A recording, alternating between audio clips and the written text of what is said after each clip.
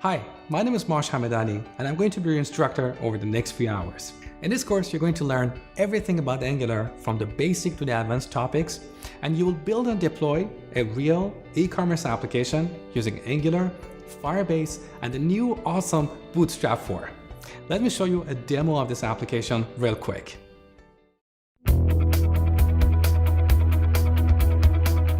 We're going to build an e-commerce application for an imaginary organic shop.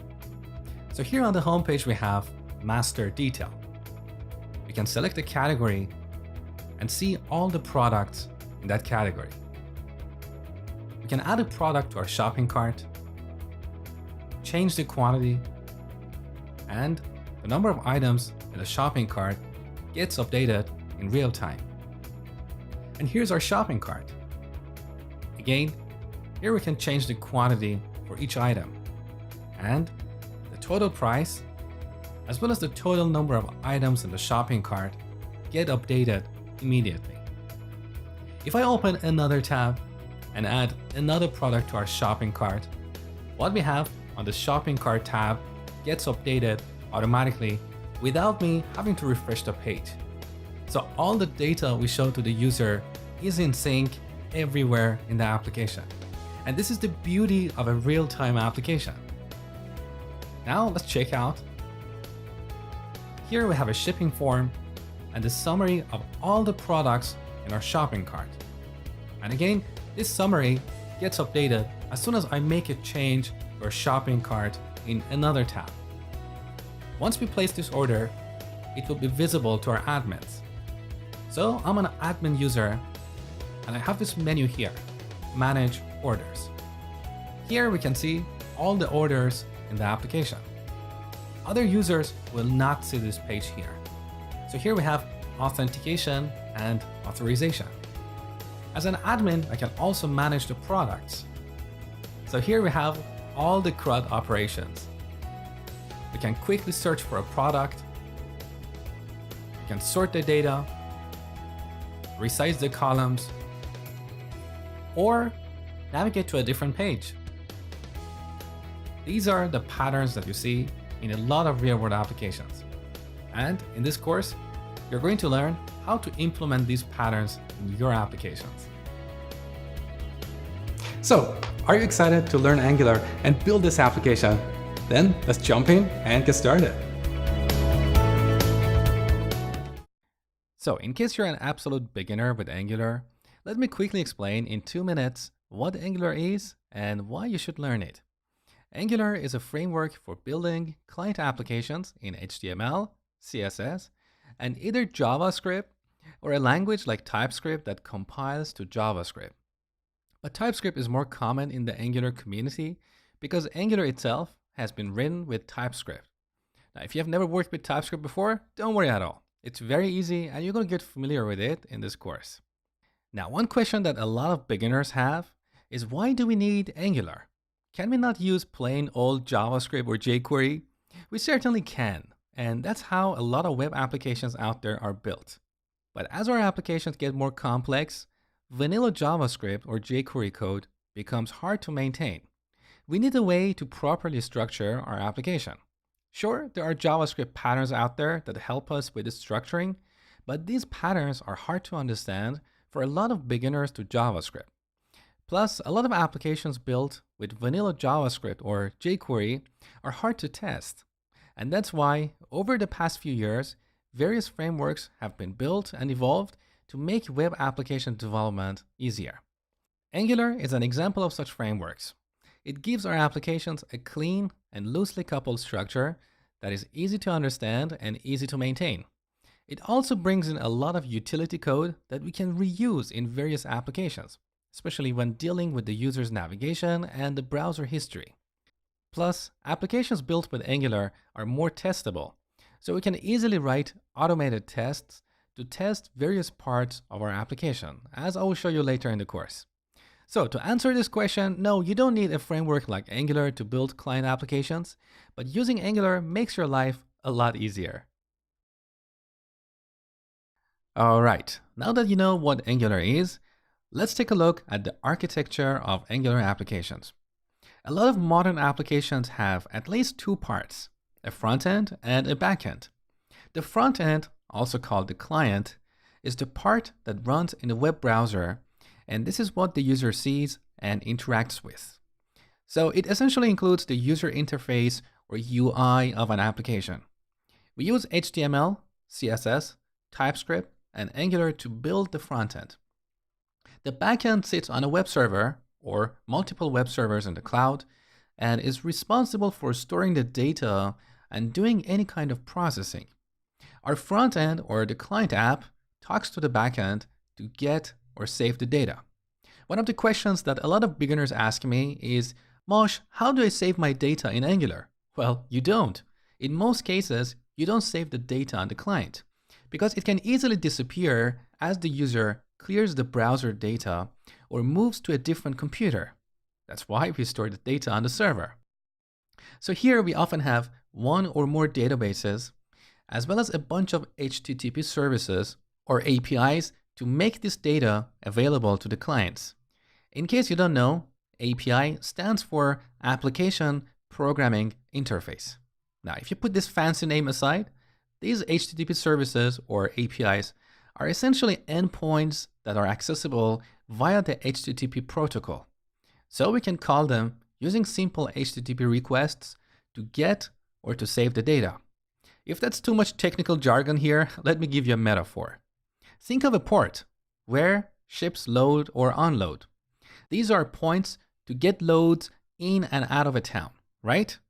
Now imagine these ports are HTTP endpoints, ships are HTTP requests, and loads are data. So just like we can send a ship to a port to get some load and bring to us, a client app sends an HTTP request to an endpoint to get some data. So this is how the big picture works. Our web applications have a front end and a back end. On the back end, we have one or more databases and APIs that make the data available to the clients. For a large application around a complex domain, this is where we implement the business logic of the application, like calculating the tax and shipping cost based on various parameters. The front end or the client, on the other hand, is all about the presentation. So here we have our HTML templates, as well as the presentation logic of our application. This logic is all about displaying data and responding to user actions, like what should happen when the user clicks on a button or navigates away from a page. These are examples of the presentation logic, or the logic that is all about the presentation aspect of an application. Now, in terms of the implementation, building the backend requires familiarity with other languages and frameworks, and that's completely outside the scope of building client apps with Angular.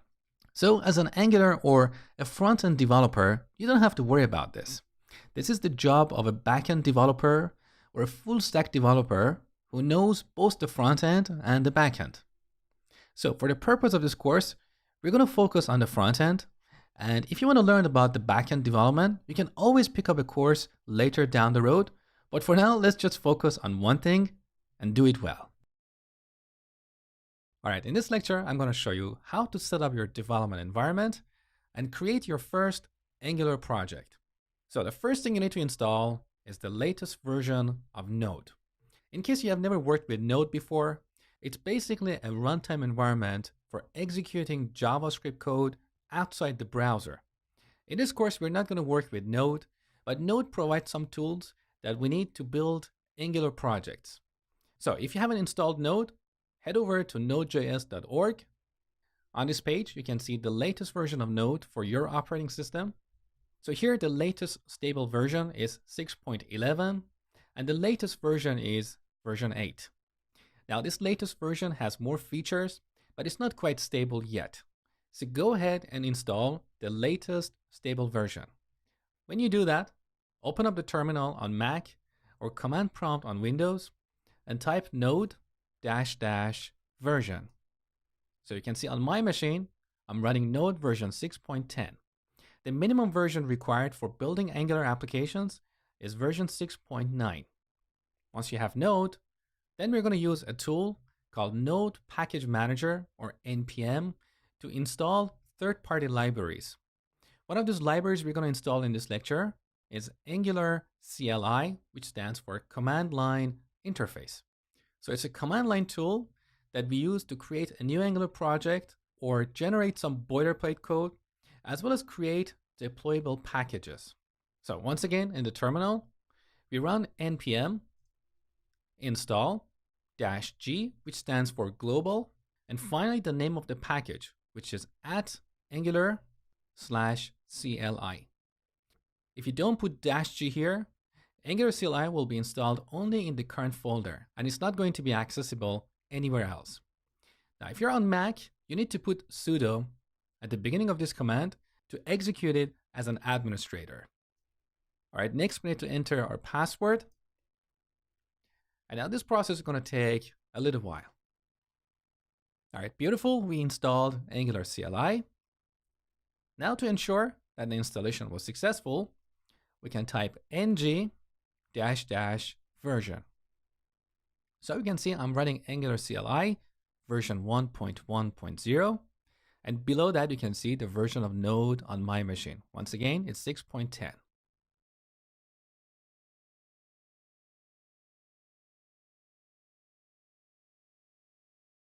So with Angular CLI in place, now we can create a new Angular project. So we type ng new, and let's call this project hello-world. So this generates a bunch of files and folders, and then it's going to use npm to download the third-party libraries. All right, our project is successfully created. Now to start coding, we need a code editor. The editor I'm going to use in this course is Visual Studio Code or VS Code.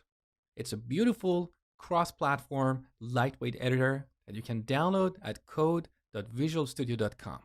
If you don't like this editor, feel free to use any editors that you prefer. You can use Sublime, you can use Atom, or any other editors. Now, if you're going to use VS Code, I want you to add it to the path so you can easily open it from the terminal.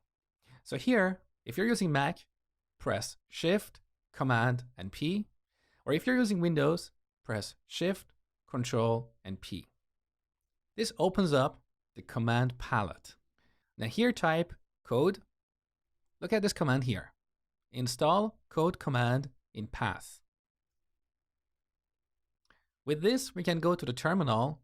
In the folder where we created a new project, Hello World, simply type code period. So this opens up VS Code pointing to the current folder. Now in the next lecture, we're going to look at this structure. You're going to learn what files and folders we have here. But before we get there, let's make sure that this application works. So back in the terminal, once again, we use Angular CLI to load our application in a web server. So we type ng space serve. So now we have a live development server listening on localhost port 4200, and Angular CLI also compiled our application. It generated bundles for JavaScript and CSS files. So we can open up Chrome and head over to localhost port 4200. Beautiful. This is our first Angular app. Next, we're going to look at the structure of our new Angular project. All right, now let's see what files and folders we have in this new project. So the first folder we have here is E2E, which stands for end-to-end. And this is where we write end-to-end tests for our application. If you have not worked with end-to-end tests, these are basically automated tests that simulate a real user. So we can write code to launch our browser, navigate to the homepage of our application, click a few links here and there, fill out a form, click a button, and then assert that there is something on the page. This is an example of an end-to-end test. Now that's beyond the scope of this course, so we don't have to worry about it yet. Below that, we have Node modules. And this is where we store all the third-party libraries that our application may depend upon. Now this folder is purely for development. So when we compile our application, parts of these third-party libraries are put in a bundle and deployed with our application. So we're not going to deploy this Node modules folder to a server. You're going to see this later in the course. Below that, we have the source folder. And this is where we have the actual source code of our application. So we have this app folder here, and inside this folder, we have a module and a component. So every application has at least one module and one component. You're going to get familiar with these components and modules very soon. Below that, we have this assets folder where we store the static assets of our application. So if you have any image files, any text files, any icons, all of these go here. Below that, we have this environments folder. And this is where we store configuration settings for different environments. So we have one file for the production environment and the other for the development environment. Now, the other files we have in the source folder are favorite icon, which is the icon displayed in the browser. We have index.html, which is a very simple HTML file that contains our Angular application. So note that here we don't have any references to a script or a style sheet. These references will be dynamically inserted into this page, as I will show you later in the course. Now, below that, we have this main file, which is a TypeScript file. And this is basically the starting point of our application. So in a lot of programming languages, we have this concept of the main method, which is the starting point of a program. We have the same concept in our Angular applications. So all we're doing here is bootstrapping the main module of our application, which is in this case, app module. So Angular loads this module and everything else starts from there. We have this polyfills file, which basically imports some scripts that are required for running Angular, because the Angular framework uses features of JavaScript that are not available in the current version of JavaScript supported by most browsers out there. So these polyfills fill the gap between the features of JavaScript that Angular needs and the features supported by the current browsers. Below that, we have styles.css, and this is where we add the global styles for our application. And also each page or each component can have its own styles, as you will see later in the course. Below that, we have test.ts, which is basically used for setting up our testing environment. Again, for now, we don't have to worry about this. Now, outside the source folder, we have a configuration file for Angular CLI. It's pretty standard configuration. You don't have to worry about it for the most part. Below that, we have editor config. So if you're working in a team environment, you want to make sure that all developers in the team use the same settings in their editors.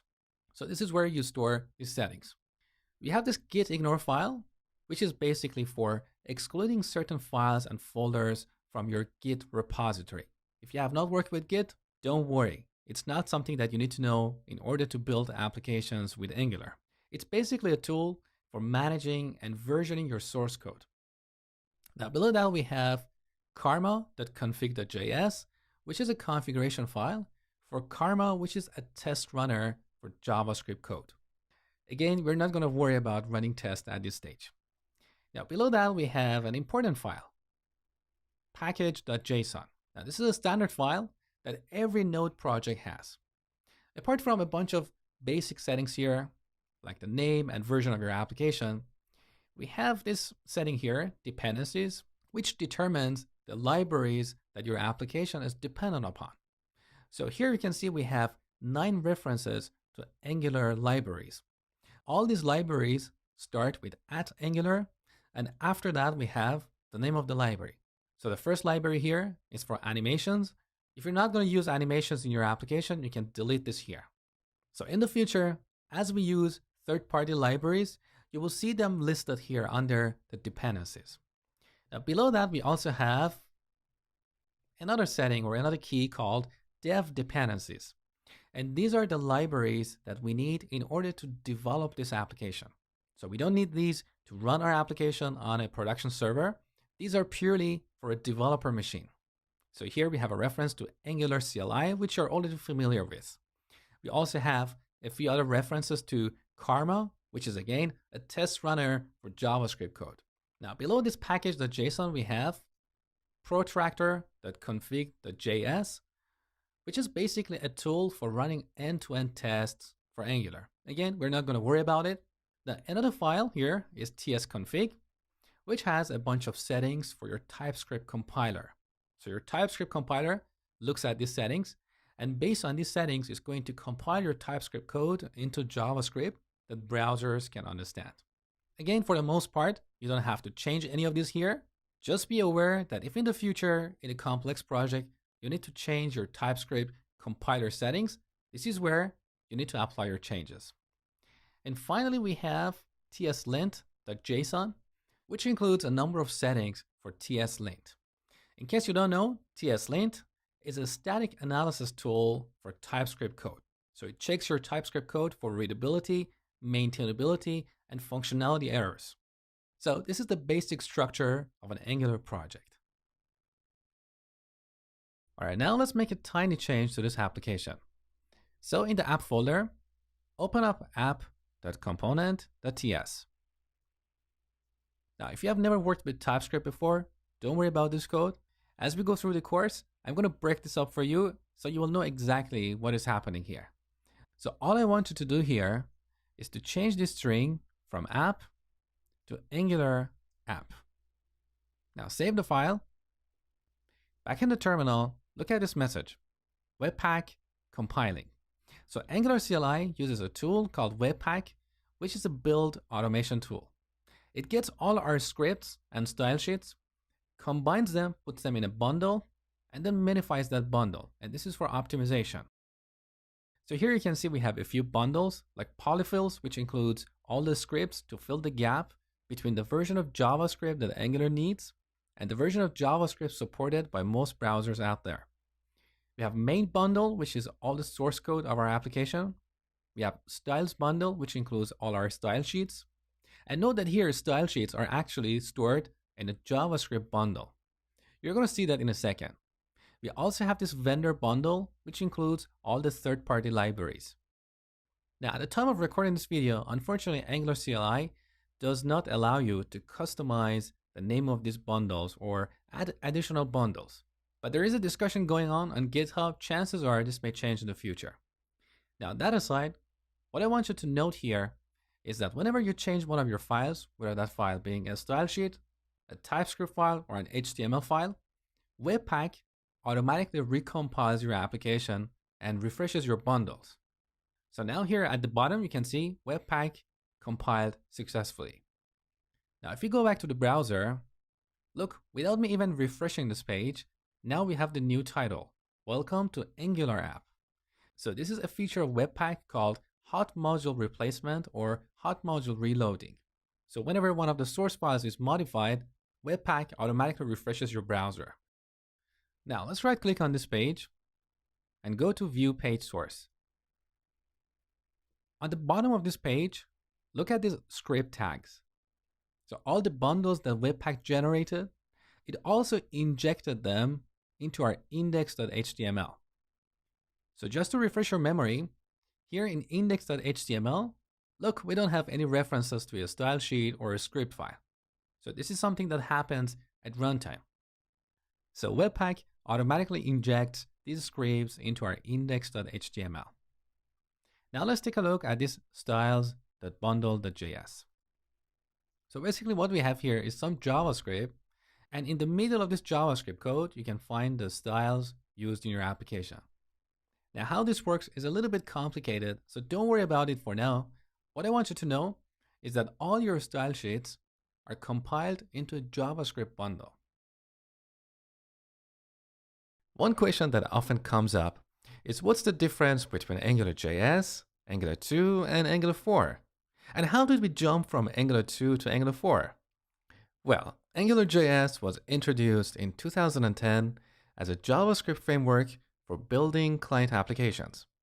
Soon it gained popularity, and the Angular team started adding new features to the core. But the framework was not designed with the needs of today's applications in mind. Plus, it was overly complex. So Angular team decided to rewrite the original framework using TypeScript, and as a result, Angular 2 came out in mid-2016. This new version is entirely different from Angular 1 to the extent that you can think of it as a completely different framework. Now, this made a lot of developers unhappy because they had a lot of applications built with Angular 1 with each application over a few thousand lines of code that had to be written. But overall, I personally like the direction that the Angular team took and how they rebuilt Angular with TypeScript. This is a much better framework, it's a lot cleaner, and it's a lot easier to understand and to work with. Now, after a few minor upgrades to Angular 2, something strange happened. We were up to Angular 2.3, and then all of a sudden, Angular 4 came out. So a lot of developers, including myself, wondered what happened to Angular 3. We thought we missed something really big here. But unlike Angular 2, Angular 4 was not a new framework with a lot of breaking changes. In fact, it wasn't even a major upgrade. So let me explain what happened. Angular consists of a few different libraries that are distributed as separate node packages via npm. For example, we have the core library that we use in every application. We have Angular compiler. We have Angular HTTP for calling HTTP services. We have Angular router for adding navigation to applications and a few other libraries. Now, all these libraries were versioned the same except the router library.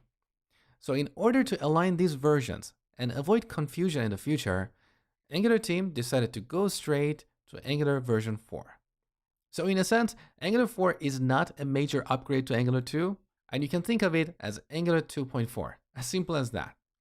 Now, after all this confusion in the community about Angular versions, the team decided to drop the version suffix and simply call the framework Angular. So now we have two kinds of Angular. We have AngularJS, which is the first generation of Angular written in JavaScript, and it's going to die sooner or later. And we also have Angular, which refers to Angular 2 or later. In our discussions, in our articles, and whenever we want to talk about Angular 2 or later, we should really use the word Angular. Like, I'm an Angular developer, instead of I'm an Angular 2 developer, or I'm an Angular 4 developer. See, it's really weird. We should use versions only when we need to talk about a specific release. For example, when we want to upgrade Angular 4 to Angular 5, then everybody knows what is the scope of this upgrade and what are the potential breaking changes that can impact an application. So this is all about Angular version history. All right, now let me quickly give you an overview of how I have structured this course and how you can get the most out of it in the shortest possible time. So in this course, we have 3 parts: Essentials, Advanced Topics, and the final project. We're going to start the essential part with an introduction to TypeScript and object-oriented programming. This will prepare you to build Angular applications. So then we'll look at Angular fundamentals, displaying data and handling events, components, directives, template-driven forms, reactive forms, consuming HTTP services, routing and navigation, authentication and authorization, deployment, and building real-time applications with Firebase. So these are the essentials that you will use frequently in real-world applications. Then we get into the territory of the advanced topics. And by advanced, I don't mean complicated. I mean anything that is beyond the basics. So in this part of the course, I will cover animations, Angular material, Redux architecture, unit testing, and integration testing. And over the last part, we'll build that e-commerce application that I showed you at the beginning of the course. This part also includes a few sections, and in each section we'll build one module of functionality in this application. So here we have sections like product management, shopping cart, checkout, and so on. Now, I understand that you might be busy and not have enough time to watch the entire course, and that's perfectly fine. So I'm going to give you a shortcut that allows you to get the most out of the course within the shortest possible time. Start with the essentials. Watch all these sections in sequence, but feel free to skip the section called reactive forms because we're not going to use the materials in this section in our final project. Also, you can skip consuming HTTP services as well as authentication and authorization. You need to watch these sections if you want to build a backend for your application using frameworks such as ASP.NET, Express, Django, and so on. But this e-commerce application we'll build in this course doesn't have a custom built backend. We use Firebase as the backend, so things are a little bit different here. If this sounds confusing to you, don't worry, I will clarify it in the section about Firebase. So here's my suggestion to you. Watch these sections in the essential parts in sequence, and then move to the final project part. I want you to build this application because that's where you will see all these moving parts coming together. Plus, those sections include tons and tons of tips and techniques that I've shared with you, and these are the things I have learned over the past 17 years of working in the industry as a professional software developer. They really change your thinking about programming and software engineering. I worked really hard for these sections and I want you to watch them. Once you finish the project, then you will have a good understanding of the big picture. Then you can come back and learn about the other sections in the course in isolation, depending on your needs. For example, if you want to learn how to add animations to your applications, you can simply go watch the animation section. Or if you want to learn about reactive forms, you can just go back to that section. So focus on the absolute essentials and then move to the final project. Hi, thank you for watching my Angular tutorial. If you enjoyed this video, please like it and share it with others. Also, you can subscribe to my channel for free new videos every week. This video is part of my complete Angular course with almost 30 hours of high quality content where you will learn everything about Angular from the basic to the advanced topics all in one course, so you don't have to jump from one tutorial to another. In case you're interested, you can get this course with a big discount using the link in the video description. And if not, that's perfectly fine. Continue watching as the next section is coming up. In order to build applications with Angular, you need to be comfortable with TypeScript.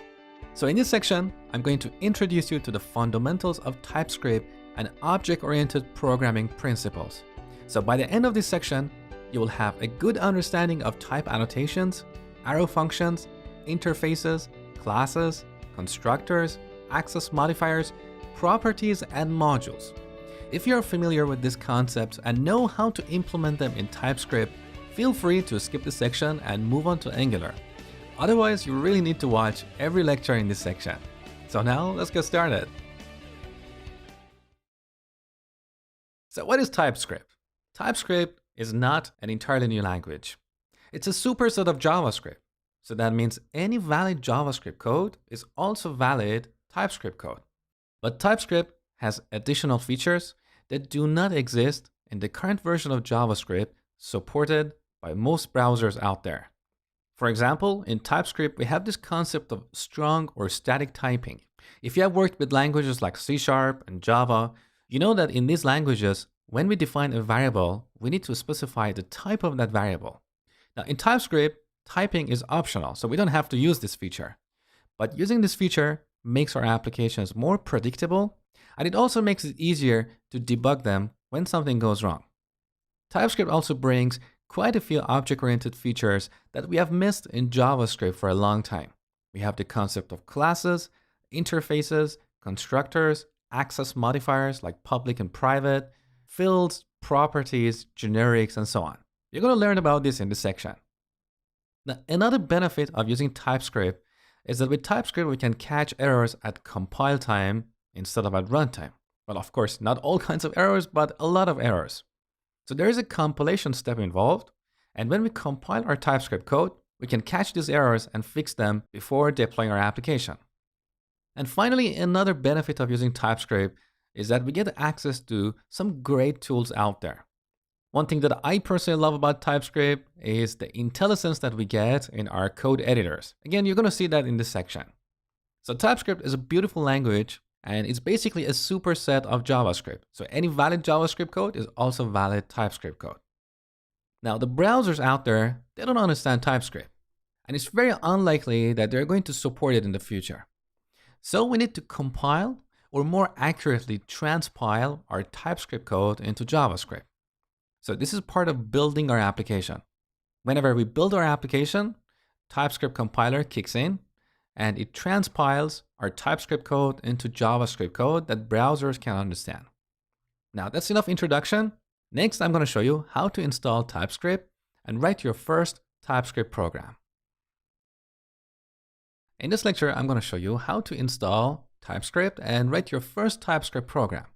So here we're in the terminal. We're not going to work with Angular in this section. We're going to purely focus on TypeScript. So first we need to install TypeScript globally on our machine. So npm install -g, which stands for global, TypeScript. And of course, if you're on Mac, you need to put sudo at the front. All right, beautiful. So I've installed the latest version of TypeScript, which is currently version 2.3.4. Now we can type tsc, which stands for TypeScript compiler --version. Again, you can see that I'm running TypeScript 2.3.4. All right, now I'm going to create a new folder for this section. So let's call this ts hello. Let's go to this folder. Now here I'm going to create a new file and open it with VS Code. So code main.ts. So now I'm going to write some plain JavaScript code. And I want to show you that all this JavaScript code is also valid TypeScript code. So first I'm going to define a function. Let's call this log. That takes a message. And here we simply log that message on the console, like this. Then I'm going to declare a global variable. Let's call this message and set it to this string, hello world. And finally call our log function, message. So this is just plain JavaScript code, right? Now save. Back in the terminal, we need to transpile this TypeScript file into JavaScript. So tsc, or TypeScript compiler main.ts. Now, if you look at the files in this folder, look, we have main.js and main.ts. Now, this transpilation or compilation step, when you're building an Angular app, happens under the hood. So you don't have to manually call the TypeScript compiler. In fact, when you run your application using ng-serve, Angular CLI calls TypeScript compiler under the hood to transpile all our TypeScript code. All right, now let's open our main.js file. So code main.js. So it's exactly the same code that we wrote, but now it's in a JavaScript file. So all JavaScript code is also valid TypeScript code. Now back in the terminal, I can execute this code using Node. So node main.js. And we got the hello world message on the console. So from the next lecture, we're going to look at specific features of TypeScript that we don't currently have in JavaScript. All right, let's explore TypeScript by looking at variable declarations. So in TypeScript, there are two ways to declare a variable. We can use the var keyword, which you have seen in JavaScript, like var number, we set it to 1.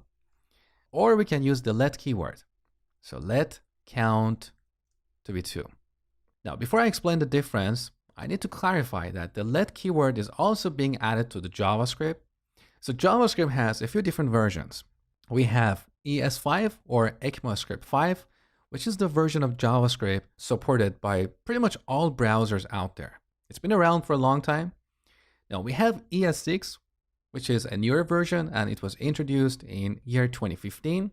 And from that point, the ECMAScript team, which is the team extending JavaScript, decided to use the year number instead of the version number. So we have ECMAScript 2015, 2016, and 2017. Now in ECMAScript 2015, which is basically ES6, we also have this let keyword. But in case you are not familiar with it, let me explain how it works. So I'm going to define a function. Let's call it do something. It doesn't really matter. Now here I'm going to define a for block.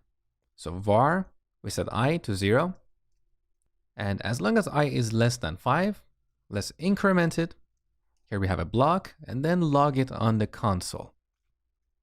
Now finally, at the end of this function, I'm going to log this I one more time, but with the label finally. And then I'm going to call this function here. So in the terminal, I'm going to compile this file, main.ts. And also at the same time, run it with Node. main.js. Note that the value of I at the end is 5. So this is the issue we have when declaring a variable using the var keyword. So we have declared I here inside this for block, but it's also meaningful and available outside the for block. Now, if you have worked with languages like C# or Java, you know that we don't have this concept in those languages. In JavaScript, a variable declared with a var keyword is scoped to the nearest function. So in this case, the nearest function is do something. So once we declare I inside this for block, it's available anywhere in this function. Now let's see what happens when we declare this variable using the let keyword. So let. Now look, we immediately got a red underline here, which indicates a compilation error. And this is one of the beauties of TypeScript. When you're writing TypeScript code, you can catch these errors at compile time, before you run your application, before you deploy it. Now let's hover our mouse here. So this is the error, cannot find name I. So now I is scoped to the nearest block instead of nearest function. And this is the proper way to declare variables, which prevents a lot of issues later down the road. Now I want to clarify something. Let me save this file. Back in the terminal, first I'm going to remove main.js. Now I'm going to recompile our main.ts. Okay, we got our error here, cannot find name I.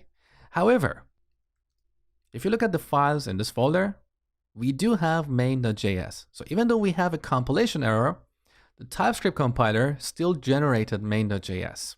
Let's have a look at the content of this file. So this is the code that is generated. So by default, TypeScript compiler compiles our TypeScript code to ES5 or ECMAScript 5, which is the older version of JavaScript that is supported by all browsers out there. Now there we don't have the let keyword. So that's why our compiled code now uses the var keyword. And this is perfectly valid JavaScript code. So I can go in the terminal and simply run this code and get the same output as before. So what I want to clarify here is that TypeScript compiler reports these errors, but still generates valid JavaScript code. So here's the takeaway for this lecture. From now on, anywhere we want to declare a variable, we use the let keyword. Once again, this does not stop the compilation step, but at least we can catch the issues earlier during the compile time. Next, we're going to look at different types we have in TypeScript. In this lecture, I'm going to show you different types we have in TypeScript. So let me start by declaring a variable called count and set it to 5. Now, if I set this to, let's say, a character or a string like A, note that I immediately get a compilation error here telling me that this A string or A character is not assignable to type number. Now we can perfectly do this in JavaScript because in JavaScript we can change the type of variables on the fly, but in TypeScript we get a compilation error. Now once again, I want to clarify that we can perfectly compile this using TypeScript compiler and we will get valid JavaScript code. So if I go to terminal and type TypeScript compiler main.ts. Now look, this is our main.js. So we have this count variable and we have changed its value. We can perfectly execute this, no problem. However, code like this is very likely that it's going to break at some point in the future because chances are we're going to use this count variable inside a for block. So our program is going to break at runtime. We don't want this to happen, right? That's one of the reasons it's better to write the same code in TypeScript so at least we can get a warning during the compilation step. Now, if you hover your mouse over this count variable, look at the tooltip. You can see a colon and number after this count. So this indicates the type of count variable in our program. So here, TypeScript compiler inferred that the type of this variable should be a number because we set it to number 5. Now, what if I declare a variable without initializing it? Let's look at its type. Its type is now any. And that's exactly like the variables we declare in JavaScript. So I can set A to 1. Then I can change the value to true and then set it to a string. Even TypeScript doesn't complain about this. So what's the solution? If we don't know the value of a variable ahead of time, that's when we use type annotations. So here we add colon, and after that we set the type of this variable, like number. And then look, on the third and fourth lines, we got compilation errors. Now in TypeScript, we have a few different types. So we have number, which can include any integer or floating point numbers. We have booleans, which can be true or false. We have strings. We have any that you saw earlier. We have arrays. So let's say we want to declare an array of numbers. We would use a number with square brackets. Now we can optionally initialize this to an array like this. Or we can declare an any array, and with this, we can set this to an array with these values: 1, true, a, and false. Of course, it's not a good practice. We want to avoid this, but I'm telling you what is possible with TypeScript. Now we also have another type that I absolutely love, and that's enum. So let's say we're working with a group of related constants, like colors. So in plain old or vanilla JavaScript, we would define constant colors like this. So color red, we can set this to 0. Constant color green, we set this to 1, and constant color blue, set it to 2. Now this is a little bit verbose. In a lot of object-oriented languages, we have this concept called enum. So we can put all these related constants in a container. So in TypeScript, we can declare an enum like this. Enum, all lowercase. We give it a name like color. Now curly braces, and here we set the values. So red, green, and blue. Then we can declare a variable like background color and set it to color dot.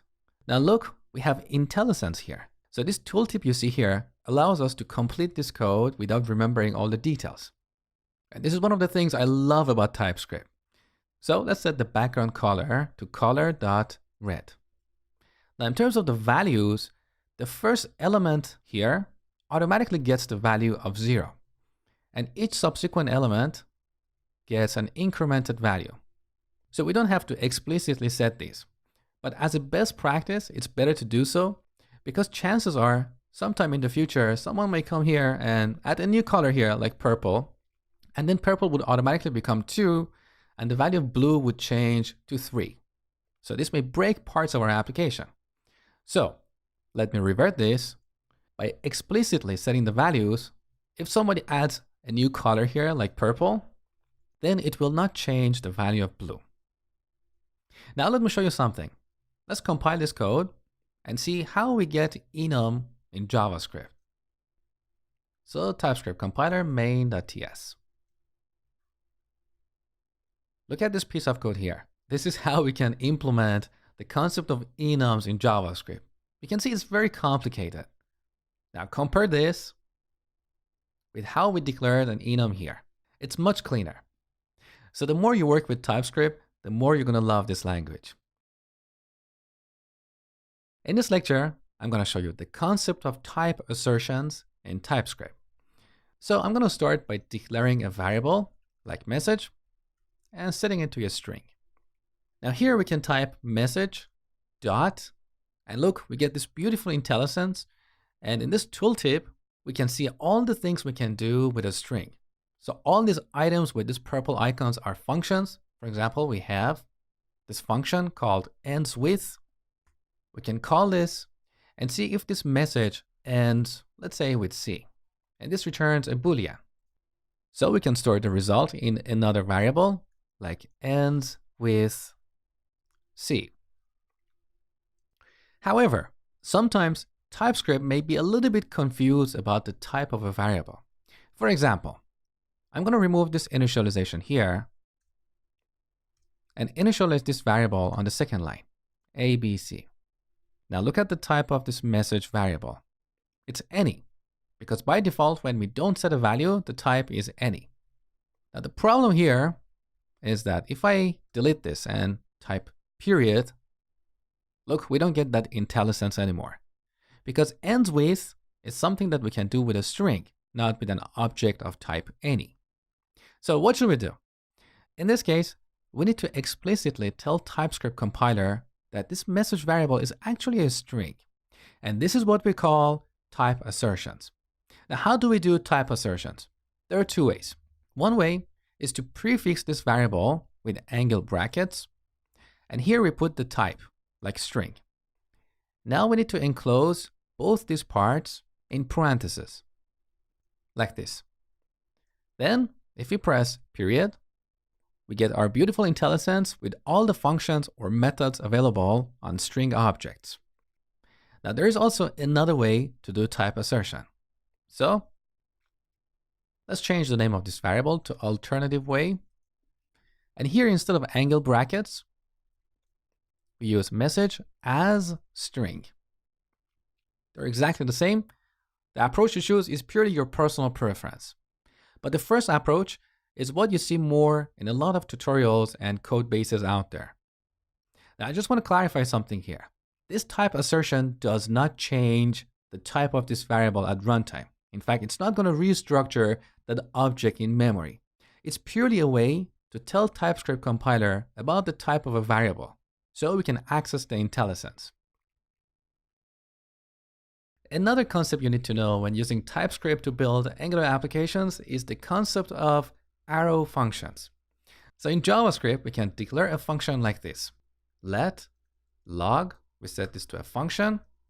This function takes a message object and simply logs it on the console, like this. Now in TypeScript, there is a shorter way to define this function. So let's call the other one doLog. Now we don't need the function keyword anymore. We can simply add the parameters, in this case message. Then we add this arrow, and that's why we call this an arrow function. And finally, the code block. So console.log message. Now, if our function has only one line, we can even exclude these curly braces. So we can make this code a little bit shorter and cleaner, like this. If you have worked with C#, you have seen this before. In C#, we call this a lambda expression. In TypeScript, we call it an arrow function. It's exactly the same thing. Now, if you have one parameter here, you can even exclude the parentheses. But I personally don't like this because I think it makes the code a little bit less readable. So I always like to put my parentheses here to indicate to the reader of this code that these are the parameters. Now, what if we don't have any parameters? We just add empty parentheses. And of course here, we don't have the message. So if you have not seen this before, get used to it. It's a really nice and clean way to define functions. All right, now let's see how we can use custom types in TypeScript. So I'm going to start by declaring a function like drawPoint. So this function takes an X and a Y and simply draws it on the screen. Now, we don't want to worry about the actual drawing algorithm. We just want to focus on the signature of this function.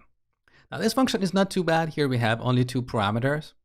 But sometimes when working with more complex concepts, we may end up with a function that has so many parameters, like this. This is really, really bad, and it's something you should avoid at all times.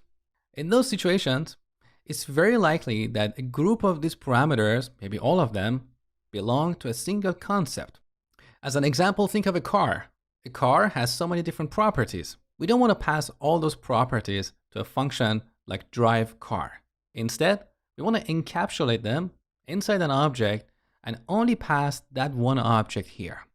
So in this example, instead of passing X and Y here, it's better to pass a point object. And then we can call this function like this, drawPoint. We give it an object with 2 properties, X and Y. So now our function has a cleaner syntax. However, there is a problem with this implementation.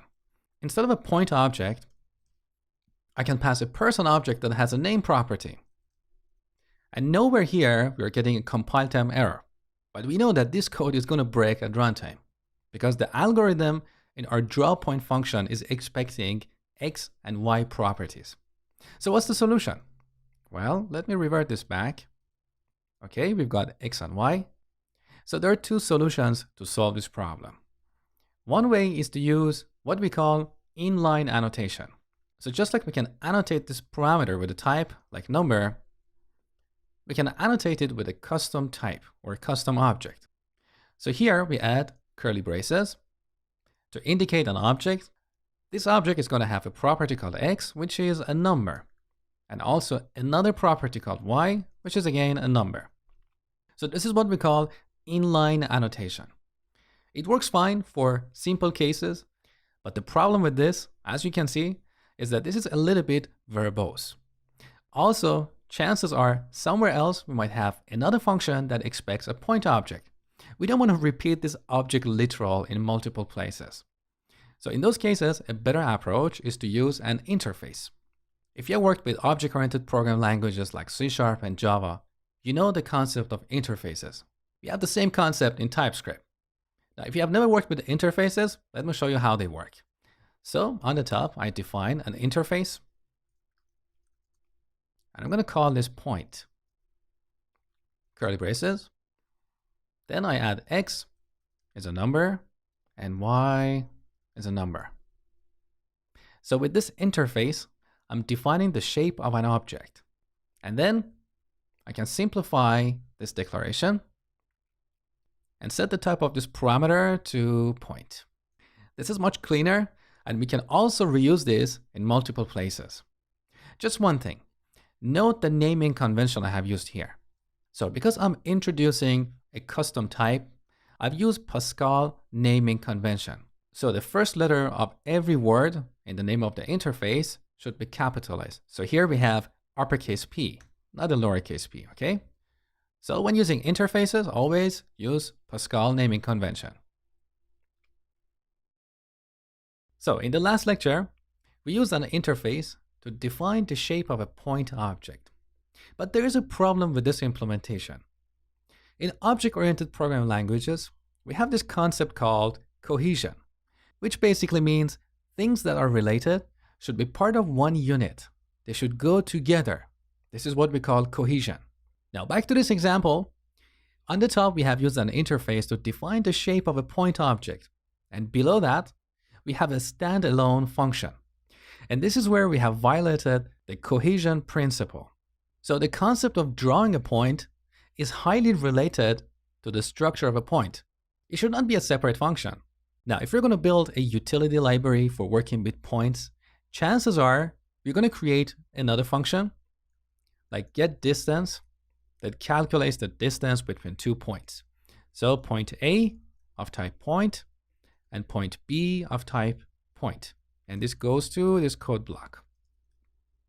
Again, we have violated the cohesion principle. We have two functions hanging in the air, separate from the point object.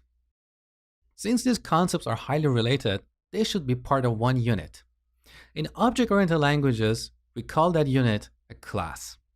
So a class groups properties and functions that are highly related.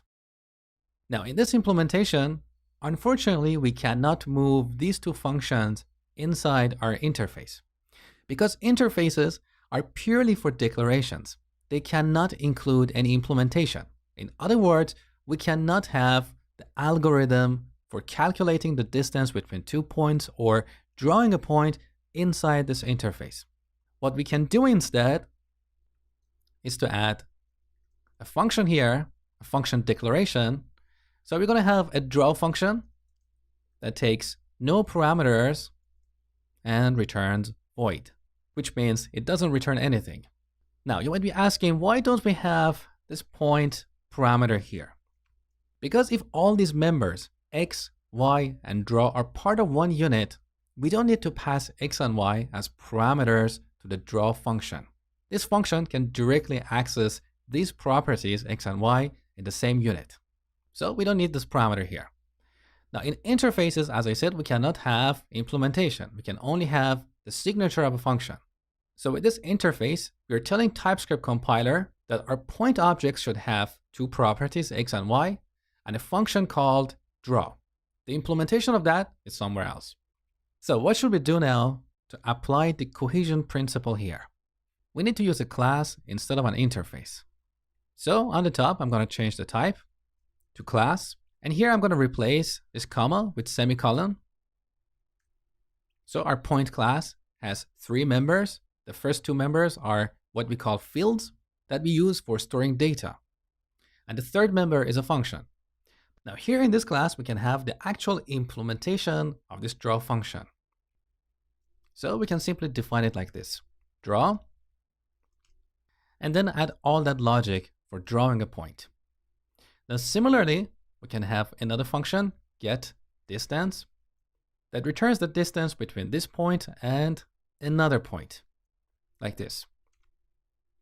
Again, all that logic will end up here.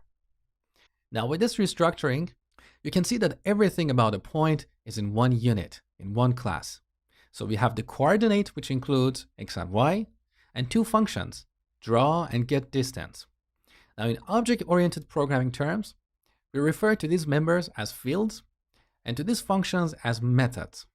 So when a function is part of a class, we call it a method. All right, now with this new implementation, we don't want these 2 functions hanging in the air, so delete. This is a much better structure. Also, we're not going to call drawPoint like this anymore. So here's our point class. In the next lecture, I'm going to show you how to create an object of this type and call the draw method. All right, so here's our class. Now let's declare a variable of this type. So let point be of type point. And then we can type point dot. Look, we have this beautiful IntelliSense. We have 2 methods, draw and get distance, and 2 fields, x and y. Now in TypeScript, we also have a concept called property, which is different from a field, but a lot of people use these terms interchangeably. Later in this section, you're going to learn the difference between fields and properties. Now, if you want to call the draw method, we simply call it like this. So this draw method is now part of the concept of a point. It's not a function hanging in the air, polluting the global namespace. Now for this demo, I'm going to add a simple console.log here and display the coordinate of this point. So x, now here I want to add the x field, but we cannot use it like this.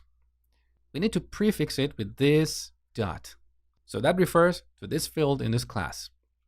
And then I'm going to add y is, once again, this dot y. Now let's compile and run this program and see what happens. So tsc, what should we type here? Main.ts. And we can shortcut by adding this pipe here, type node, and then main.js, okay? We got a runtime error. Cannot read property draw of undefined. So this is the problem. When we call this draw method, this point object was undefined. Because here, unlike the basic types we have in TypeScript, like numbers, strings, booleans, we're dealing with a custom type.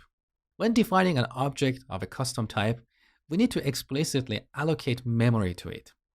How do we do that? Well, here where we declare the point object or the point variable, we initialize it using the new operator. So this object is a new point. And here we add parentheses. This is the syntax. Now you can see that we have repeated this point here twice. So we can make this code a little bit cleaner by removing this type annotation. Because TypeScript compiler can infer from this assignment here that the type of this object is a point object. And let's verify that. So look, you're working with a point object. Now, one more time, save. So back in the terminal, TypeScript compiler, main.ts, and then node main.js. Okay, we didn't get an error, but you can see that these x and y fields don't have a value because by default, they are undefined. So we can get back here and set point.x to, let's say 1, and point.y to 2. Now back in the terminal, TypeScript compiler, main.ts. I actually made a mistake earlier. So instead of this pipe operator, we need to use double ampersand on Mac. I don't know the Windows equivalent. So with this, we can combine multiple commands. So node main.js. All right, beautiful. X is 1 and Y is 2. So this is how we use the classes that we define in our programs. Now I want to highlight something here. This point here is a class, but this point here is an object. An object is an instance of a class. As a metaphor, think of the concept of a human. Human could be a class, but when we create instances of this class, like John, Bob, Mary, these are all objects. So that's the difference between a class and an object. Next, we're going to look at constructors. All right, so I've simplified the code from the last lecture. I simply removed the method getDistance because we're not going to use it later in this section. So here on the top, we define a point class, and then below that, we initialize a point object. Now, this code is a little bit verbose because we have 3 lines to create a point object and put it in a valid state. What if this point object had a few other properties that we had to initialize like this? And maybe a few more here. Is there a cleaner way? Absolutely. So let me delete this first. All right. In object-oriented programming languages, we have this concept called constructor. So every class can have a constructor, which is basically a method that is called when we create an instance of that class. So let me show you how it works. In the class, I'm going to add a method. The name of this method is constructor. This is a reserved keyword in TypeScript. Now this method can have parameters. So x, which is a number, and y, which is also a number. And then here in this method, we can initialize these fields. So what should we write here? This dot x, we set it to this x argument that we get here. And similarly, this dot y, we set it to y. Now look, we got a compilation error here. Because when creating a new point object, we need to supply these values. Look at the error. Supplied parameters do not match any signature of call target. So here, we need to supply the values for x and y, 1 and 2. And with this, we can simplify this code and get rid of these 2 extra lines. And here's the end result. Now, what if somewhere else in our program, we don't know the initial coordinate of a point? In other words, what if I want to create a point object without setting these values? Is that possible? Yes, absolutely. But it's a little bit different from how you have seen that in other languages like C# and Java. In C#, we can have multiple constructors. In TypeScript, we can't. So the solution for this is to make these parameters optional. So here, after x, I add a question mark, and that makes x optional. And similarly, y should be optional as well. Because once you make a parameter optional, all the other parameters on the right side of that parameter should also be optional. This is a rule by TypeScript and a lot of other programming languages. So now look, we don't have a compilation error when creating a point object without initial values. All right, so here I've created a point object with an initial coordinate. Now, what if in our program, we want to have this rule such that when we initialize a point object, we should not be able to change the x or y values. With this implementation, I can always come here and set point.x to a different value. How can we avoid this? Sometimes we need this feature in our programs because it will make them more predictable. It reduces the chance for bugs. So, how should we prevent the coordinate of this point object to change after it's initialized? Well, in object-oriented languages, we have this concept called access modifiers. An access modifier is basically a keyword that we can apply to a member of a class to control its access from the outside. So in TypeScript, we have 3 access modifiers: public, private, and protected. Public and private are the most common. And by default, all members are public. Let me show you what I mean. So here, in our point class, we have 3 members, right? We have 2 fields and 1 method. So when we create a point object and type point dot, look, these are the members of the class. And because they are all public, we can access them here. And that's why we can see them in the IntelliSense. However, I can go here and prefix this field with the private keyword. Now, once we create this point object, if I type point dot, look, x is not in the list. It's not accessible. It's private. So if we try to set point.x to 3, look, we have a compilation error in TypeScript. It says property x is private and only accessible within class point. Now with this technique, I can go here and apply the private keyword on the y field as well. And now, once I initialize a point object, I can no longer change its coordinates. I can only call the draw method. Okay? So this is why we use access modifiers, to control access to certain members of a class from the outside. You can apply these access modifiers on fields, properties, and methods. Now, by default, if you don't set an access modifier, it's assumed to be public. So here, the draw method, as you know, is public. I can also add the public keyword here, but this is redundant. It's just making my code noisy. So you don't really need to add this. It's better to keep your code short and clean and use the private access modifier only when you need to. Next, I'm going to show you one of my favorite features of TypeScript around access modifiers. As you write code with TypeScript, you see constructors that follow a pattern like what you see here. So here we have two parameters in our constructor, and we use these two parameters to initialize the fields in this class. The code looks a little bit redundant. This.x equals x and this.y equals y. TypeScript has a fantastic feature that helps you achieve the same thing with less code. So here, we can delete these two fields here.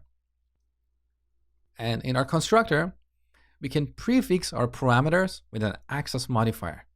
So here I want to have two private fields, x and y. I can simply prefix these with the private keyword like this. So TypeScript compiler will generate these fields for us. And also, we don't need these ugly, repetitive assignments either. So if we prefix a constructor parameter with an access modifier, whether private or public, TypeScript compiler will generate a field with the exact same name, and it would also initialize that field with the value of this argument. It's one of my favorite features, and you're going to see that a lot in this course. Now, I'll clarify something before I finish this lecture. In this case, our fields were private, but if they were public, we would use the public keyword here. So this means when we create a point object, we can access the x field. Okay? So I'm going to revert this back to the private. All right, now this implementation has a tiny problem. We can set the initial coordinate of this point, and we can also draw it, but there is no way for us to read the coordinate. So I cannot access point.x here to display it to the user.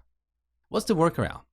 Well, one simple solution is to define a method like this, get x, and here we simply return this.x.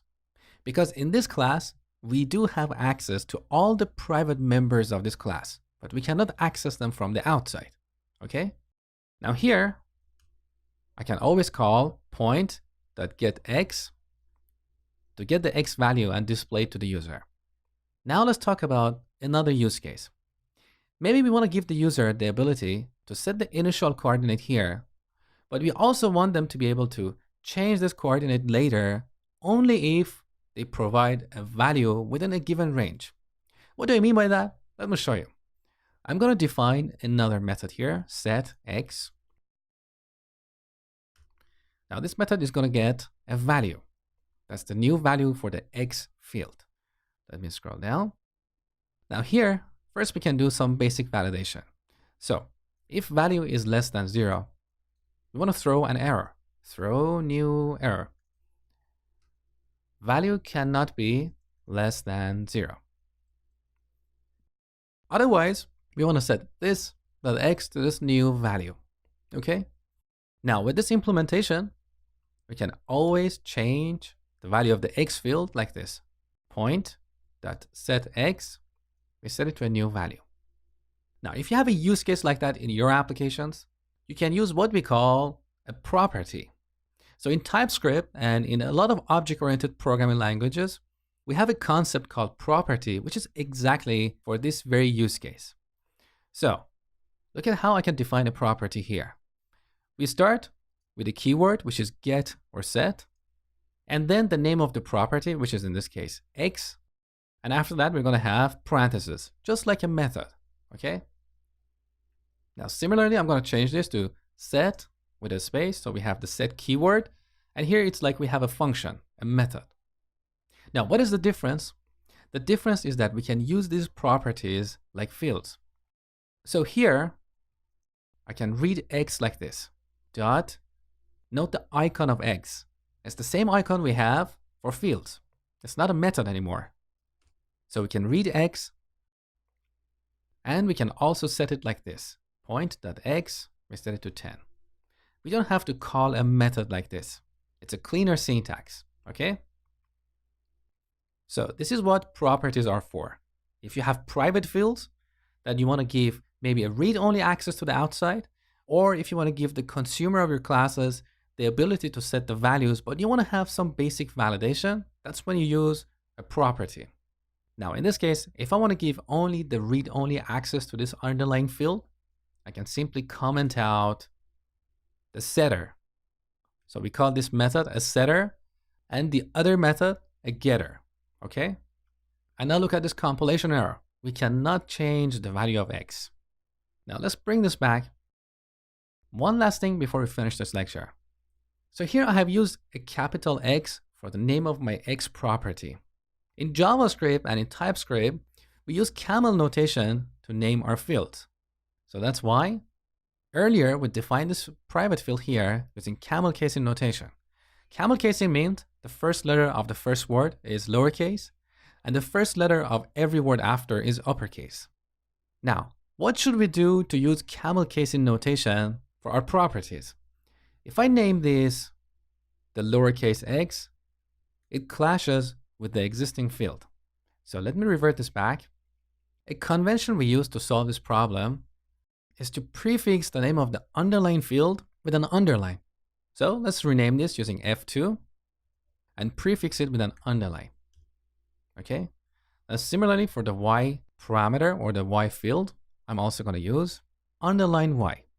Then we can rename this property from capital X to lowercase x. Once again, we press F2, lowercase x, and note that both instances, both the getter and the setter, are updated. Now, we can work with this x property exactly the same way we use the x field. So here's the lesson. A property looks like a field from the outside, but internally it's really a method in the class. Well, more accurately, it's either one method, which is a getter or a setter, or a combination of a getter and a setter. All right, I've simplified the definition of the point class. I removed the properties. So we have a simple constructor and the draw method. And we're using this point class below its definition. Now, this is a very simple program with only one file, but a real-world application consists of tens or hundreds of files. We don't want to write all the code in one file like main.ts. So ideally, I want to move the definition of this point class somewhere else in a file like point.ts. So here in this project, I'm going to add a new file, point.ts. Now back in main.ts, I'm going to select all this code, cut it, and move it to point.ts. Now, in TypeScript, we have this concept called modules. Now, what a module is requires a little bit more explanation, but for now, let me give you a simple, pragmatic definition. In TypeScript, you can think of each file as a module. So in this program, we can say we have two modules, but this is not quite accurate because these files are not modules yet.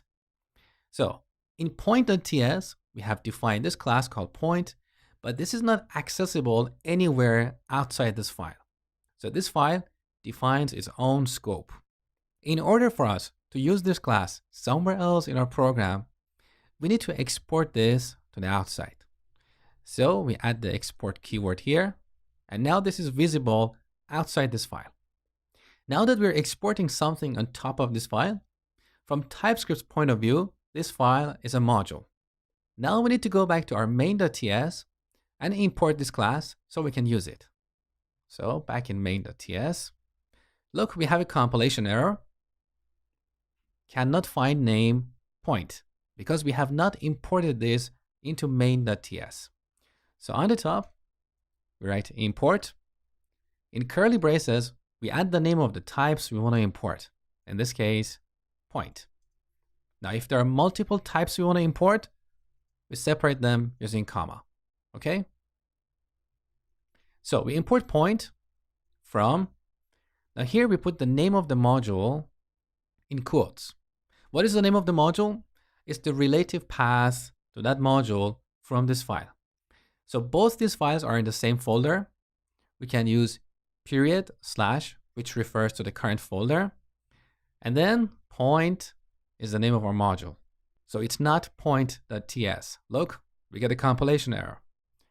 So the name of our module is point. Now we no longer have a compilation error here, and we can create an instance of this point class and use it.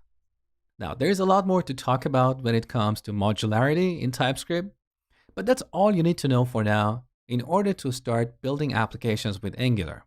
Because in Angular framework, we have a lot of types that are exported, so we need to import these into our TypeScript files and use them.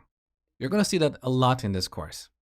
The only difference is that Angular modules are defined in a different way, so we don't add the relative path to these module files, because these files are not really part of our application.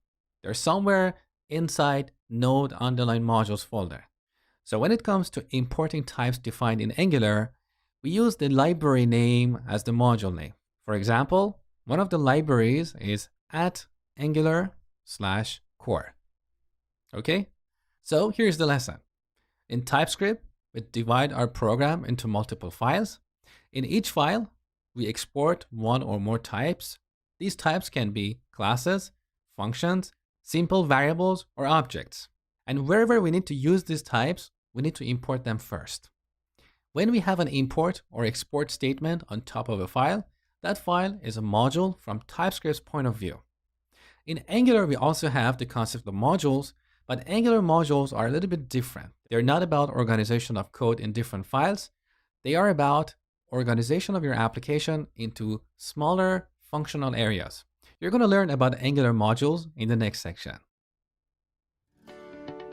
I love your enthusiasm for learning Angular. As I told you before, this tutorial is part of my complete Angular course, where you will learn everything about Angular from the basic to the advanced topics, all in one course. You seem to be determined enough to learn Angular, and I'm so excited to see you made it this far. So I highly recommend you to click on the link in the video description and enroll in my complete Angular course. So thank you for watching. If you enjoyed this video, please like it and share it with others. And finally, subscribe to my channel for free new videos every week. Have a great day. In this section, we're going to look at the fundamentals of building applications with Angular. By the end of this section, you will have a basic understanding of Angular building blocks, such as components, templates, directives, and services. So now let's get started. So now that you have some basic familiarity with Angular, let's look at the building blocks of Angular apps. At the heart of every Angular app, we have one or more components. In fact, in a real-world app, we have tens or hundreds of components. But what is a component? A component encapsulates the data, the HTML markup, and the logic for a view, which is the area of the screen that the user sees. Let's look at a real-world example. Imagine we're going to build a website like Udemy. So on this page, we have a navigation bar, a sidebar, and an area to display the list of courses. Now, we can think of all this as one view or one component, or we can break this view into smaller, more maintainable, and potentially reusable components like navbar component, sidebar component, and courses component. Similarly, in courses component, we want to display one or more courses. Potentially, we can break up this component into smaller components. And also, to take this to the next level, each course component can include a rating component. Now we can reuse this rating component in multiple places in the same app or in an entirely different app. As you see, Angular embraces component-based architecture, which allows us to work on smaller and more maintainable pieces that can also be reused in different places. So once again, a component encapsulates the data, the HTML markup, and the logic for a view, which is an area of the screen that the user sees. Every application has at least one component, which we call app component or root component. A real-world Angular app is essentially a tree of components starting from the app component or the root component. Now, in Angular, we also have another concept called modules. A module is a container for a group of related components. Every Angular app has at least one module, which we call app module. As your application grows, you may want to break that module into smaller, more maintainable modules. So in our Udemy example, we can potentially have modules like course module, which includes all the components for displaying courses.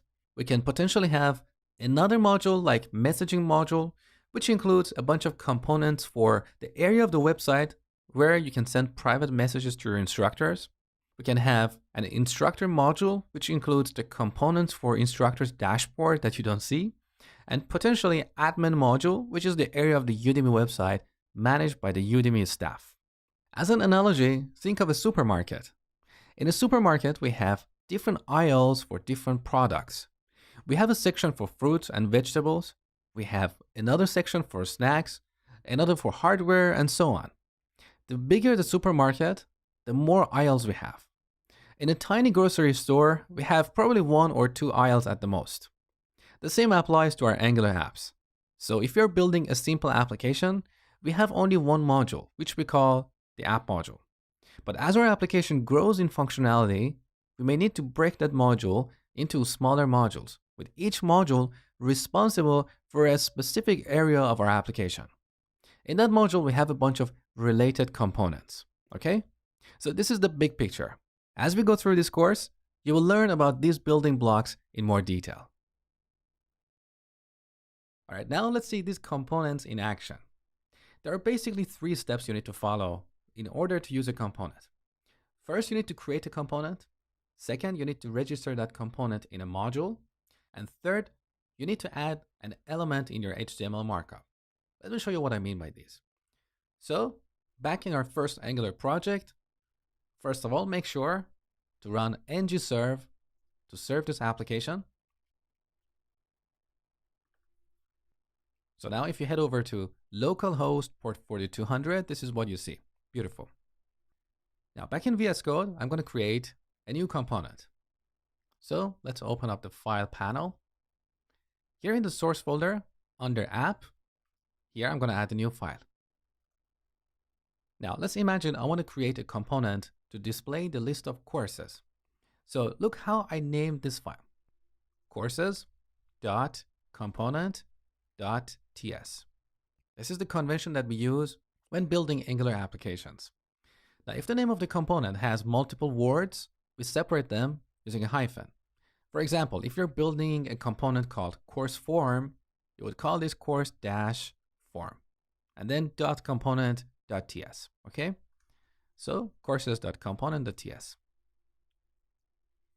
Now here we start by creating a plain TypeScript class. So class courses component. Once again, look at the naming convention. Here I'm using the Pascal naming convention. So the first letter of every word should be capital. And also by convention, we use the suffix component in the name of the class. So here's our class. In order for Angular to see this class, first we need to export it. Now so far we have only a plain TypeScript class. This is not a component. In order to convert this to a component, we need to add some metadata to it that Angular understands. We use a decorator to achieve this. In Angular, we have a decorator called component that we can attach to a class to make that class a component. So first we need to import this decorator on the top. So import curly braces, component, from, now the name of the library. So at Angular/core. This is the core library of Angular that you're going to see a lot in this course. So here we import the component decorator, and then we need to apply it to this TypeScript class. Now look at the syntax. We use @, component, and then call this like a function. So this is what we call a decorator function. Now this function, as you see here, takes an argument. So here we pass an object, and in this object we add one or more properties to tell Angular how this component works. For example, one property that we use quite often is selector. So selector, and we set this to a CSS selector. So in CSS, if I want to reference an element like this, I use a selector like this. If I want to reference an element like a div that has a class called courses, my selector would be .courses, right? And if I want to reference an element with the ID courses, this is my selector. Just basic CSS, okay? So here we want to reference an element called courses. Why? Because with components, we can extend HTML vocabulary.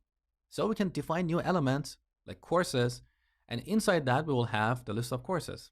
Or in the future, we can define a custom element, a custom HTML element called rating, and wherever we use that, Angular will render a rating component, okay? So let's delete this. My selector for this component is courses. Now the second property we add here is template. And that's the HTML markup we want to be rendered for this component. Now here I want to render something very simple. So let's just add an H2 element and call this courses. In a real world application, our templates can be several lines of code. In that case, we can put them in a separate file, and I'm going to show you how that works later in the course. So this is a basic component in Angular. That was the first step. The second step is to register this component in a module. Now currently our application has only one module, which we call app module. Let me show you where that is. So back here in the app folder, look, we have app.module. Now once again, here we have 3 import statements on the top, so nothing special here. On the bottom, we have a TypeScript class called app module. And note that this class is decorated with another decorator function called ng module. So with this, we convert a plain TypeScript class to a module from Angular's point of view. Now don't worry about all these properties here, like declarations, import, providers, and bootstrap. You're going to learn about them later in the course. What I want you to focus on now is this property, declarations. And this is where we add all the components that are part of this module. So by default, when we generate an application, we have one component called app component, and you can see that component is part of this module. Now I'm going to add our new component here. So courses component. So whenever I type the name of a class here and press enter, it automatically imports it on top of my file. So import courses component from, and here's the name of our TypeScript module. So period slash, which refers to the current folder. And here's the name of the file, courses.component. Now note that here we don't have .ts. In fact, if you add that, TypeScript component doesn't like that. So the name of the module is just the name of the file without the extension. So if you want to add this plugin to your VS Code, simply go here and in the extension search box, search for auto import. So currently I'm using auto import 1.2.2. Simply install it and then you'll have to restart VS Code. All right, so here's our second step. Now the third step. Back to our component. So this is the selector for this component, which means anywhere we have an element like courses, Angular is going to render the template for this component inside that element. But where are we going to add that element? Let me show you. So back here in the app folder, we have this app.component.html. This is the external template for our app component. Let's have a look. So all this markup you see here is for rendering the home page. And this is what we get. Now I want to simplify this. I'm going to get rid of all this markup, add a simple h1, call this Angular, and below that I'm going to add our custom element, courses. So when Angular sees this element, it's going to render the template of our courses component. All right, now back in the browser, this is our new homepage. So let's right click this courses element and inspect this. So look what we have here. We have this h1, and below that we have our courses element. And inside this, you can see we have the template for our courses component. So this is how Angular applications work. As another example, look at this app root element inside the body element. Where is this app root? Well, back in the source folder, look at index.html. So this is the basic template for our application, right? Now, inside the body element, we have an element called app-root. This is a custom element because we don't have an element in HTML called app-root. So from Angular's point of view, we should have a component with a selector for this element. And that's our app component. Let's have a look at that. So back in the app folder, let's look at app.component.ts. So here's our root component, our app component. Look at the selector, app-root. So whenever Angular sees an element like that, it's going to render the template for this component inside that element. In this case, our template is external. So we have template URL, and you can see the name of our template file, app.component.html. So that's why inside app-root, here we have the template for app component, which includes an h1 and the courses element. All right, let's quickly review what we have done so far. So we created this courses component here. Then we registered this in app module. So here in app.module, we added our component inside the declarations array, and then finally use this component in the template for app component. So let's quickly review. app.component.html, we added this courses element here. 3 steps, okay? Now, there are 2 problems with this approach. The first problem is that this approach is a little bit tedious. There are so many steps. So first we had to create this TypeScript class. Then we had to import this component decorator on the top. And next we had to apply it on this TypeScript class. There is so much boilerplate code here.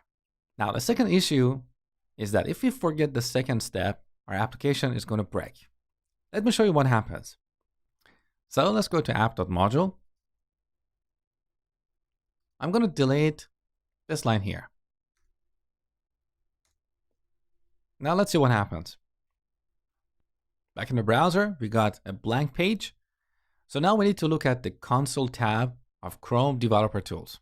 So right click anywhere on the page, inspect. So we can see we have 2 errors here. We can see the details of these errors in the console tab. So here's the error. Courses is not a known element. So if you don't register a component in a module, Angular doesn't know about it. And it doesn't know what to do with this courses element because this is not a native HTML element. So now let me show you a quicker and more reliable way to create an Angular component. We need to go back to the terminal, but look, our terminal is already busy. It's serving the application. So we either have to open a new terminal window, or we can actually open a terminal window inside VS Code. So back here, if you press Control and backtick, which is the character before the number 1 on your keyboard. Look, we have a terminal window here. And this is much easier to access than going back and forth between different windows. So here we can use Angular CLI to generate a component. So just like how we generated an application with ng new, we can also generate a component with this ng. So the syntax is like this: ng space G, which is short for generate, and C, which is short for component. And then the name of the component. Let's say we want to create a component called course. So course. Look at what happened. Angular CLI created a directory called course, and inside this directory added 4 files. A CSS file for storing the style sheets for this component, an HTML file for storing the template, a spec file, which is for writing unit tests for this component, and finally a TypeScript file, which is the actual component itself. Now, what is interesting here is that it also updated app.module and registered this new component. Let's have a look. So we can close this terminal window using the same shortcut, which is Control and backtick. Now we can open the Files panel using Command and B on Mac or Control B on Windows. Okay, look at app.module. So look, inside the declarations array, now we have course component. So this way, we don't have to remember to come back here and register our new components.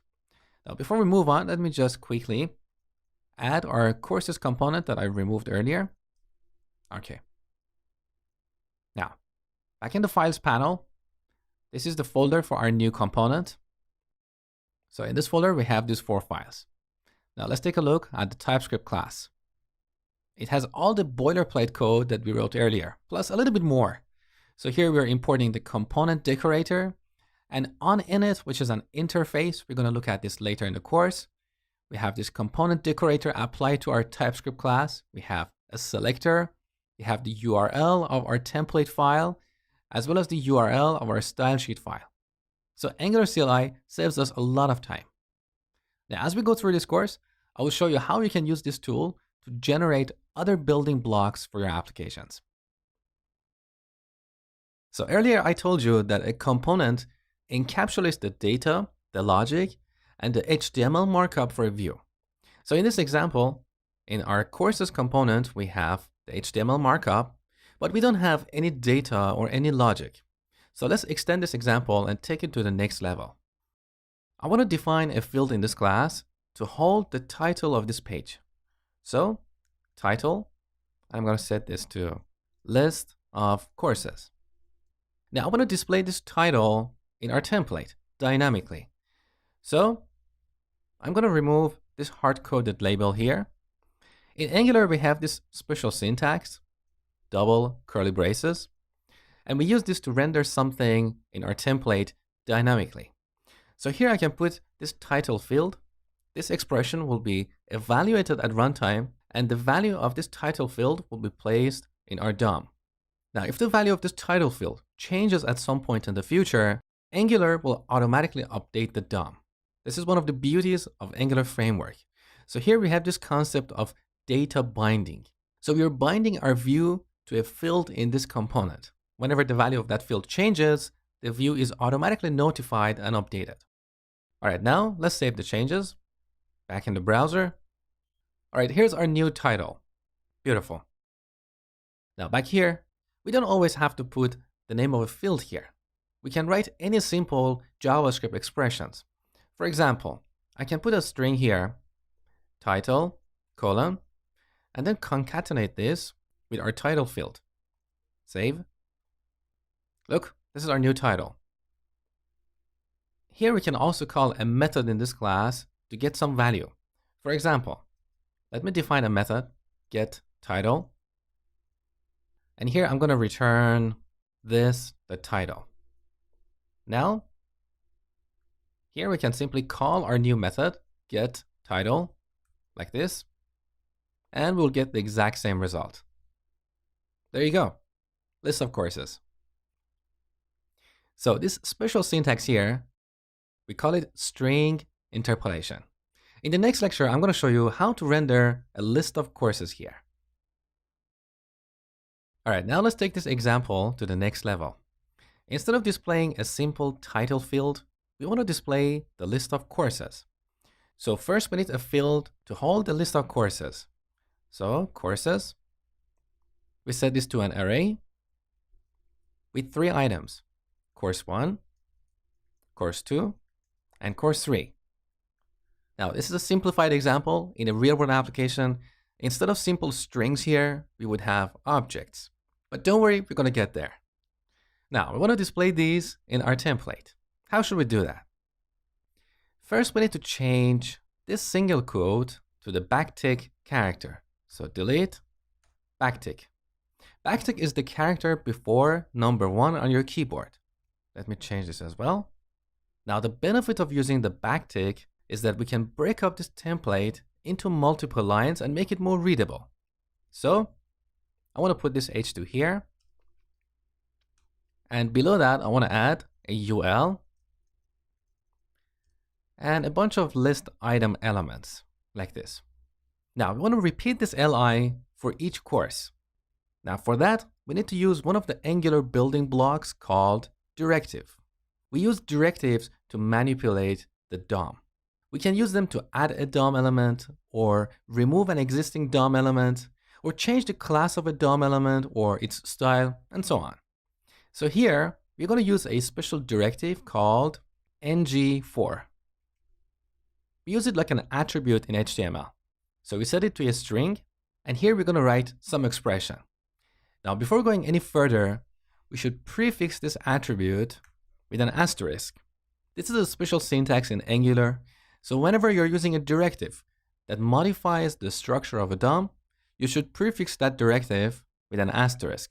In case you're curious about the reason, I have covered it later in the section about directives. So for now, just remember, whenever you are using a directive that modifies the structure of the DOM by adding or removing an element, you need to prefix that with an asterisk. Now here we want to write an expression similar to what we write in for each blocks. So let course of courses. What does this mean? With the let keyword, we are defining a variable. So the name of our variable is course. This is like a loop variable in JavaScript.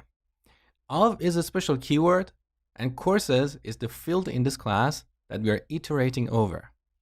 So when Angular sees this expression, it's going to iterate over the courses field, and in each iteration, this course variable will hold the value of one course at a time. Now, inside this list item, we want to display this course. So once again, we use string interpolation, double curly braces, and add this course variable here. Let's look at the result. Save. Back in the browser, and here we have the list of our courses. Beautiful. Now, in most real-world applications, we get these courses from the server.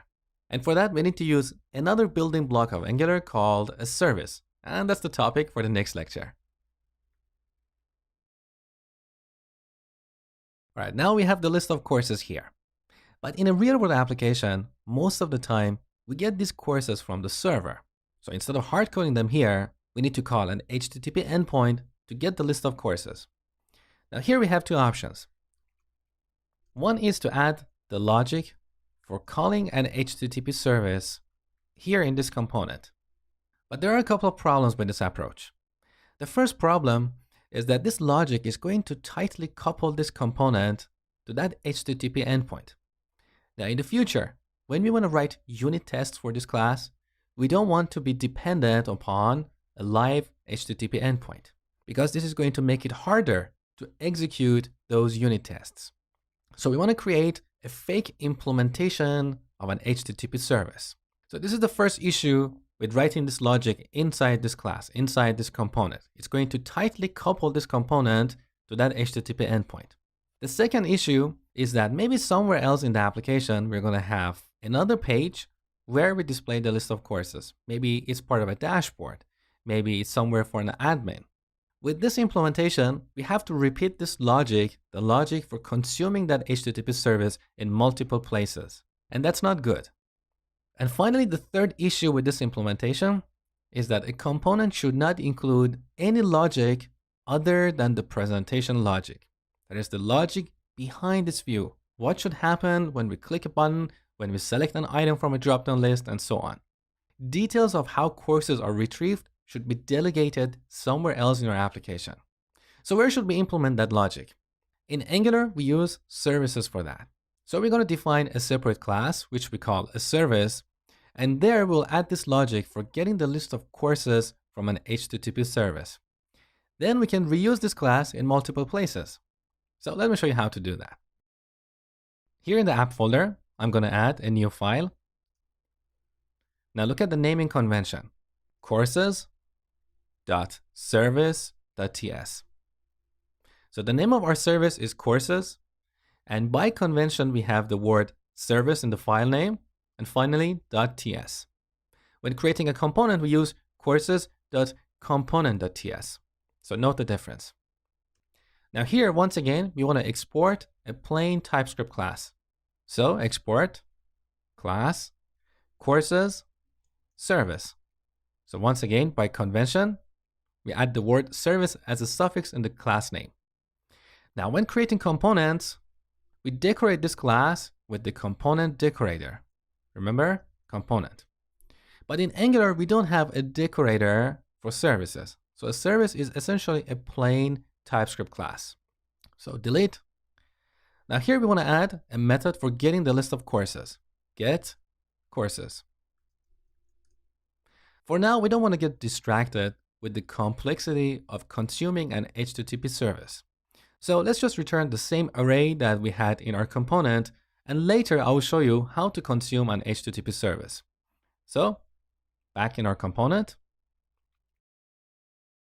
I'm going to select this array here, cut, back in the service, and simply return it from this method. Now imagine here in this method, we have that logic for consuming an HTTP service.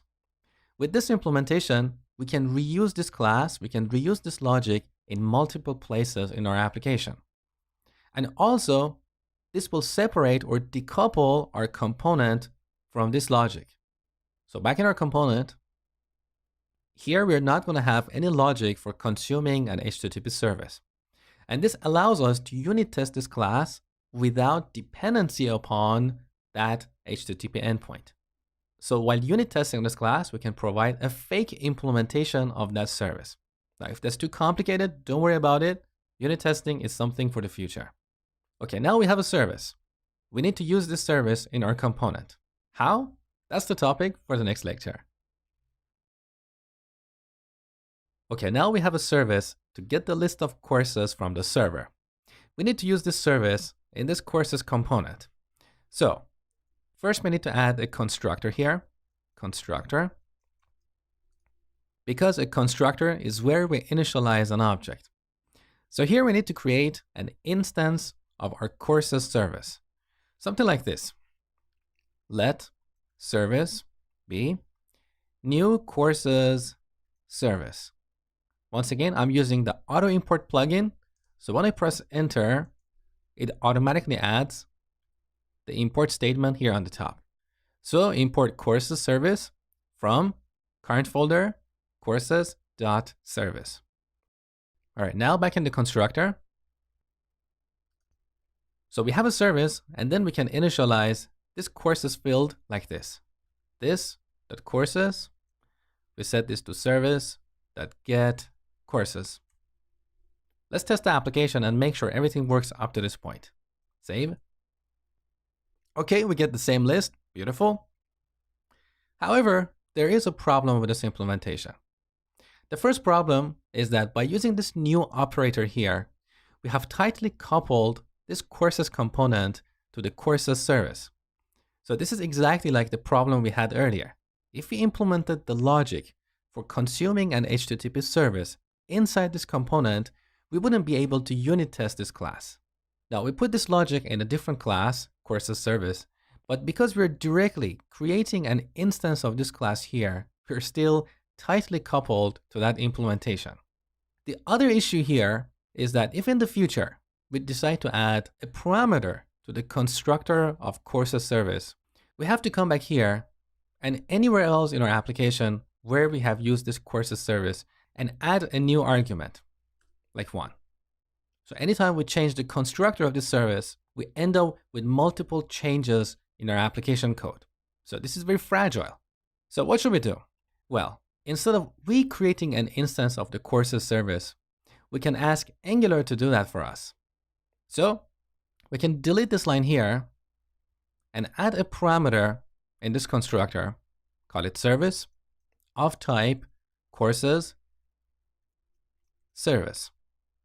With this, when Angular is going to create an instance of our component, it looks at this constructor, it sees that this constructor has a dependency This dependency is of type courses service.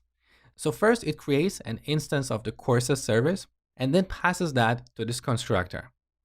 Now with this implementation, if we change the constructor of courses service and add a new parameter, we don't have to modify 100 places in our code to reflect the change. Angular would automatically instantiate a new courses service object. The second benefit of this implementation is that when we're going to unit test this courses component, instead of supplying an actual courses service to this constructor, we can create a fake implementation of this service that doesn't use that HTTP service on the backend. In other words, we have decoupled our courses component from courses service. So here's the lesson. When you use the new operator like this inside a class, you have tightly coupled your class to that implementation. You cannot change this at runtime. But when you add that dependency as a parameter of a constructor, you have decoupled that class from that dependency. Now, we're not done yet. We need to instruct Angular to create an instance of courses service and pass it to our courses component. This concept is called dependency injection. So we should instruct Angular to inject the dependencies of this component into its constructor. As simple as that. That's dependency injection.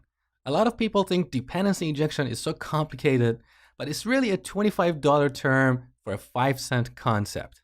So dependency injection means injecting or providing the dependencies of a class into its constructor. Now, Angular has a dependency injection framework built into it. So when it's going to create an instance of a component, it can inject the dependencies.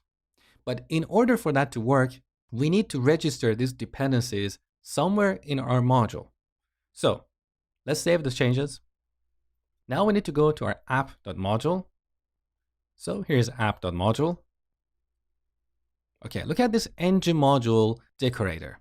Here we have a property called providers, which is set to an empty array. In this array, we need to register all the dependencies that components in this module are dependent upon. For example, our courses component is dependent upon courses service. So we need to register courses service as a provider in this module. So here I'm going to add courses service.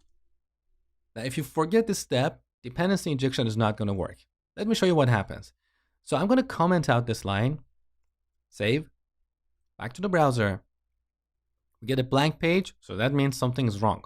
Let's open up Chrome Developer Tools with Shift, Command, and I on Mac or Shift, Control, I on Windows. Look at this error, no provider for courses service. This is an error that you might see quite often when building Angular apps. So the error is telling us that we have not registered courses service as a provider in our module. So back in app module, I'm going to add this courses service here, save, back in the browser, and we have the list of courses. Now, one more thing before we finish this lecture. When you register a dependency as a provider in a module, Angular will create a single instance of that class for that entire module. So imagine in this module, we have 100 components, and 50 of these components need the courses service. In the memory, we're going to have only a single instance of courses service, and Angular will pass the same instance to all these components. This is what we call the singleton pattern. So a single instance of a given object exists in the memory. So a quick roundup. Back in our component, we added courses service as a parameter in the constructor, or in other words, as a dependency of this class, and then registered this as a provider in our app module. With this implementation, when Angular is going to create an instance of this component, first it will instantiate its dependencies, and then it will inject those dependencies into the constructor of this class. And this is what we call dependency injection. All right, now let me show you a quick way to create a service in Angular. So we go to the terminal. Once again, you can switch to the terminal window, or you can press Control and backtick in VS Code. So here we have a small terminal window. We're going to use Angular CLI to generate a service. So ng, g for generate, Previously, we used C for components. Now we're going to use S for services. Imagine we're going to create a service for sending emails. This service is going to call an HTTP endpoint somewhere for sending these emails. So let's call this email. And note that here I just add the service name. I don't need to add .service. Okay? So this generates two files for us. One is the actual service file, and the other is a spec file, which includes some boilerplate code for writing unit tests for that service.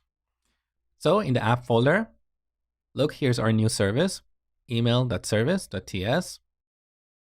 So we have a plain TypeScript class called email service, but there is something extra here that you didn't see before. We have this injectable, which is another decorator function, similar to the component decorator function. Why do we need this here? We would need this decorator only if this service had dependencies in its constructor.